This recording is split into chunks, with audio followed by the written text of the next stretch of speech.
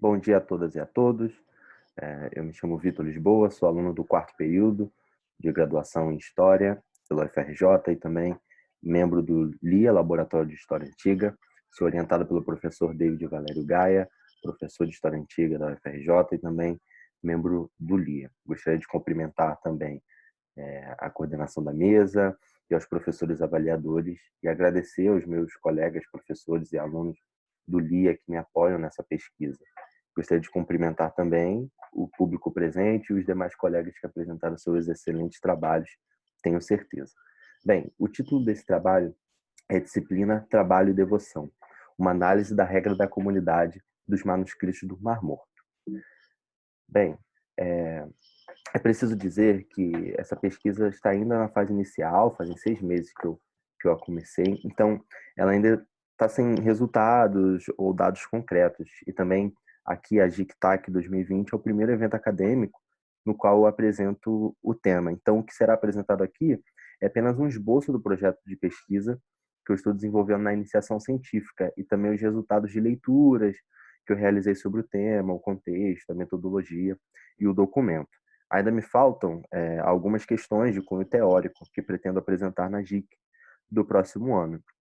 Então, nessa apresentação, trataremos do corpus documental e tudo que, de acordo com o teórico literário brasileiro Antônio Cândido, na obra Literatura e Sociedade, diz que é necessário para a análise de uma fonte escrita, a saber, considerar certos elementos como a autoria, o gênero da obra e o público. Então, no caso da história antiga, pela dificuldade em mensurar a recepção da obra, que seria esse aspecto do público, adaptamos esse último aspecto do método para o estudo do seu contexto de escrita, momento no qual a obra foi concebida e recebida. Portanto, o objetivo aqui é expor, apresentar e expor o levantamento desses três aspectos, além de apresentar a problemática e os objetivos mais gerais da pesquisa ainda em construção. Bem, sobre o nosso corpus documental, ele é conhecido como manuscritos do Mar Morto ou até mesmo manuscritos, rolos ou pergaminhos de Qumran. E sob essa nomenclatura, nós estamos nos referindo a diversos documentos encontrados entre os anos de 1947 e 1956 em 11 grutas na área de Qumran, às margens do Mar Morto, mais precisamente na sua costa ali noroeste. Essa coleção ela compreende mais de 900 rolos, em geral pergaminhos, que são peles de animais utilizadas para a escrita, com diversos gêneros literários. Então, tem textos bíblicos, poéticos, litúrgicos, apocalípticos, da tradição judaica, entre outros. A datação desses manuscritos varia entre os séculos II a.C. e a primeira metade do século I depois de Cristo. Portanto, nós estamos tratando de documentos produzidos durante o período helenístico e durante o período romano, ambos impérios que dominaram a região da Judéia, onde está localizado Qumran. Então, tratam-se de raros exemplares de documentos preservados durante mais de 2.000 anos, levando a muitos o sentimento de ter contato com o original, sem interferências e, sem dúvidas, isso é um fator a ser considerado, uma vez que esses pergaminhos não foram copiados durante os 2 milênios até a nossa época. Então, dado esse panorama, um pouco enfim, situando no tempo, no espaço, os manuscritos, acredito que seja necessário apresentar rapidamente um grupo judaico em específico, que são os essênios, para a gente poder introduzir a questão da autoria desses documentos, tá bem? Então, aqui só o mapa para situar no espaço, Qumran. Então, os essênios eles foram mais um segmento do judaísmo ao lado de outros, como os fariseus, os saduceus e os escribas. Então, segundo as fontes greco-romanas, os essênios eles tinham um modo de vida comunitária, conhecida como cenobítica, né? Vida em comum da etimologia, ascética e também religiosa, restrita a judeus que voluntariamente se juntavam ao grupo para viver segundo uma tradição específica que eles tinham da lei mosaica. Então, após terem passado por um processo de iniciação de 2 anos, como neófitos, né, eles adentrariam ao grupo oficialmente. Então, segundo Joseph Fitzmyer, os essênios eles eram judeus que viviam em comum, tinham bens em comum, comiam em comum, oravam em comum e trabalhavam em comum. Além disso, a comunidade de Qumran, seguia uma disciplina rígida para a vida de seus membros, presentes em suas regras, que pode ser observada no manuscrito A Regra da Comunidade. E é precisamente o tema da disciplina que nos interessa e que será desenvolvido mais à frente como objetivo principal da pesquisa. Bem, haja vista que nós já conhecemos um pouco algumas características dos essênios, vamos discutir um pouco acerca da autoria dos manuscritos, porque esse é um tema que ganha cada vez mais importância, sendo ainda hoje palco de diversas discussões. Porém, dado o tempo, não daria tempo de expor, enfim, todas as visões, e aqui eu trago a visão majoritária, que também tendo a adotá-la, que diz, ela tem a nomenclatura de hipótese essênia, que defende que foi um grupo essênio os autores dos manuscritos do Mar Morto. Essa conclusão ela se pautou basicamente na análise comparativa daquilo que autores da época imperial, como o hebreu Flávio Josefo, Filon de Alexandria e o romano Plínio o Antigo, todos do século I depois de Cristo, escreveram acerca de grupos judaicos conhecidos de sua época e os próprios escritos da comunidade de Qumran. Então faz essa comparação. Quais os grupos judaicos que esses autores escreveram e o que esse próprio segmento do judaísmo escreveu acerca de si. E assim houve a constatação de similaridades daquilo que as fontes clássicas da época imperial registraram acerca da corrente essênia do judaísmo e os escritos sectários dos manuscritos do Mar Morto. Além disso, há um terceiro elemento a ser incorporado nessa hipótese, que é o sítio arqueológico de Khirbet Qumran, que é localizado próximo ao local da descoberta dos pergaminhos, aquelas 11 grutas que eu mencionei. Então, dessa maneira, teria sido um grupo judeu essênio que se estabeleceu nesse assentamento e que teria redigido, copiado e, por fim, escondido os pergaminhos.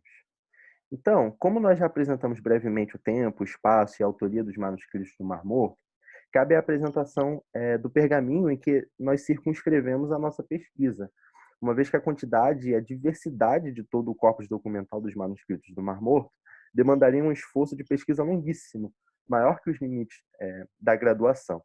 Então, nesse sentido, a Regra da Comunidade, que é um documento datado paleograficamente por volta do ano 100 antes de Cristo, ele é o objeto do presente estudo, uma vez que a questão da disciplina e do labor, permeados na espiritualidade daquela comunidade, é algo que nos chama atenção no referido documento. Além disso, por ser um documento que trata explicitamente do modus operandi do assentamento de Qumran, há maiores possibilidades de resultados profícuos alinhados à problemática proposta, né? Então, desde o princípio das investigações do conteúdo desse manuscrito, houve uma percepção da similaridade entre a Regra da Comunidade e literaturas de denominações religiosas cristãs. Então, segundo o grande especialista nos manuscritos do Mar Morto, 2, né, Geza Vermes, não existiria nas antigas fontes judaicas nenhum escrito semelhante em gênero com a Regra da Comunidade. Apenas um florescimento posterior, ali no 2º ao 4º século da nossa era, de literatura semelhante no seio da Igreja cristã. Então, dessa forma, a descoberta da Regra da Comunidade em Qumran é a evidência mais antiga do gênero na civilização ocidental, ou seja, o gênero das regras religiosas, em que aí se insere, por exemplo, a regra de São Bento. E, se tratando desse gênero das regras religiosas, o filósofo italiano Giorgio Agamben, em seu livro Altíssima Pobreza, Regras Monásticas e Formas de Vida, ele expõe a heterogeneidade da literatura das regras, no tocante à forma, apresentação e também do seu conteúdo, o que torna difícil a extrema restrição desse gênero literário. As regras religiosas elas variam de questões relativas à interpretação das escrituras ou à edificação espiritual dos monges, até a enunciação minuciosa de preceitos e também de proibições. Então, em linhas gerais, a preocupação central das regras é governar a vida e os costumes dos homens, tanto individual como coletivamente. E essas características elas são presentes no manuscrito da Regra da Comunidade, quando ele estabelece uma visão teológica própria daquela comunidade, regras estritas para a vida comunitária, sanções no âmbito coletivo e individual e ritos a serem cumpridos em diversos momentos e etapas da vida dos membros daquela comunidade. Então, como os documentos eles não falam por si só, cabe sempre ao pesquisador em história fazê-los falar. Isso é, não inventar coisas, mas propor perguntas ao documento, estabelecer uma problemática. E durante a leitura do manuscrito da Regra da Comunidade, algumas características puderam ser percebidas, como nas passagens seguintes do documento, que se referem àqueles que se candidatam a entrar na comunidade. E aqui eu cito o documento. Essa é a regra para os homens da comunidade, que se oferecem voluntariamente para converter-se de todo mal e para manter-se firmes em tudo o que ordena, segundo a sua vontade. Cito mais um trecho. E a todo que se refere voluntariamente de Israel para unir-se ao conselho da comunidade, o examinará um instrutor que está à frente dos numerosos quanto ao seu discernimento e às suas obras. Se é apto para a disciplina, o introduzirá na aliança, para que se volte à verdade e se aparte de toda iniquidade, e o instruirá em todos os preceitos da comunidade. Bem, percebe-se no primeiro trecho que a regra ela é escrita a fim de orientar dois movimentos. Então, uma vez que a comunidade de Qumran se considerava a si mesmo como um verdadeiro Israel, os homens que voluntariamente se oferecessem a entrar nela estariam se apartando do mal, isso é, dos preceitos enganosos de outras correntes do judaísmo. Então, além disso, e aí é o segundo movimento, ao adentrar na aliança, o indivíduo deveria manter-se firme nos preceitos. Então, dito de outro modo, ele deveria seguir estritamente as orientações da regra. Em outras passagens, a gente pode perceber esse senso de estreiteza quando ele é advertido para não se apartar nem à direita nem à esquerda dos preceitos escritos na regra. Portanto, a partir daí, pode-se observar um grau de disciplina exigido, o que se torna mais explícito na segunda passagem, em que o candidato passa pela avaliação de um sacerdote, conhecido como um instrutor, o masquilo, que irá mensurar a sua aptidão para a disciplina, ou seja, para seguir estritamente os preceitos da comunidade a serem ensinados. Além disso, em algumas passagens, percebe-se uma união do rigoroso cumprimento das normas com a devoção dos membros da comunidade, isso é, a sua forma de adoração a Deus, é que eu cito o documento mais uma vez. Quando estas coisas existirem em Israel, de acordo com estas disposições para fundamentar o espírito de santidade na verdade eterna, a oferenda dos lábios, segundo o preceito, será como perfume agradável de justiça, e a perfeição de conduta será como a oferenda voluntária aceitável. Então, esse excerto está presente na coluna 9, que já é no final do manuscrito, após a exposição dos diversos preceitos a serem observados pelos membros da comunidade. Então, dessa forma, essas coisas, as quais o excerto menciona, são exatamente o que fora anteriormente passado, isto é, todas as disposições e os preceitos. Então, entre esses preceitos, a gente pode observar alguns, e aqui eu trouxe só alguns exemplos, por causa do tempo. Que seria não mentir e enganar, não andar nu na frente de seus companheiros, não dormir durante uma reunião do conselho, não rir tolamente, não cuspir durante o conselho, entre outros. Então, dessa forma, seria obedecendo a preceitos como esses e outros, né, que se chegaria a uma perfeição de conduta, que seria como uma oferta, um sacrifício, uma devoção aceitável. Então, ressalta-se aqui um valor dado não apenas a um campo interior de espiritualidade, mas de um campo exterior, uma espiritualidade que reverbera no prático, no comportamental, nas condutas a serem adotadas. Ademais, e aí já me encaminho para o fim, outro excerto nos mostra o mesmo aspecto, e aqui eu cito o documento mais uma vez. Que seja um homem zeloso do preceito de seu tempo, para o dia da vingança, que faça a vontade de Deus em tudo que empreende a sua mão. Percebe-se aqui novamente a importância da observação do preceito e do empreendimento de mãos, figura muito representativa do trabalho, do serviço, que seria feito de acordo com a vontade de Deus.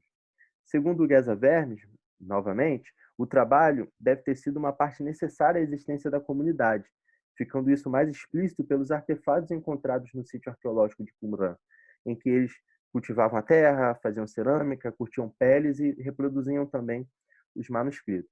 Então, nesse sentido, a pergunta proposta ao documento estaria envolvendo esses três aspectos observados em diálogo. Então, qual seria o lugar da disciplina, do trabalho e da devoção no interior da comunidade de Qumran?